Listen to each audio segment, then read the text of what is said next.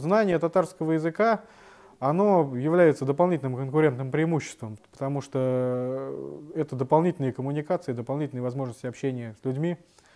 Если человек, например, интересуется в целом историей Поволжья, этнопроблематикой, а я интересуюсь всеми этими областями, здесь, конечно, знание и татарского, и других местных языков, конечно, очень помогает. И вот в нашем случае здесь в Татарстане подвергается критике общеобязательное преподавание татарского языка, что русский школьник не должен сидеть и учить этот якобы ненужный ему язык. Хотя на самом деле я бы на месте критиков преподавания татарского языка, которые являются лидерами русского национального движения, я бы подумал о том, что татарский язык является конкурентным преимуществом, в том числе для русских этих школьников.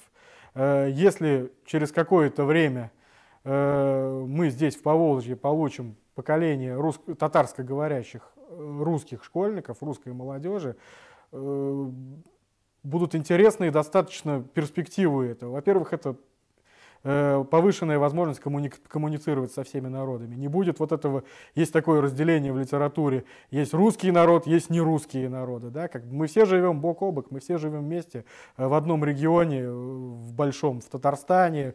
Это будущее поколение, которое владеет татарским языком, а возможно и другими языками, оно получит огромное конкурентное преимущество, чтобы чувствовать себя здесь как дома, на своей земле, общаться, взаимодействовать, а представители других народов русский также учат.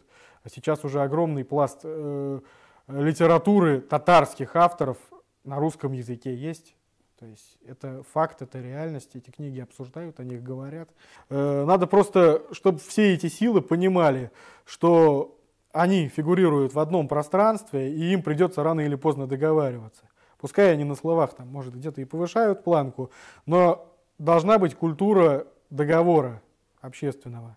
Как я уже сказал, довольных своим национальным положением нет вообще никого.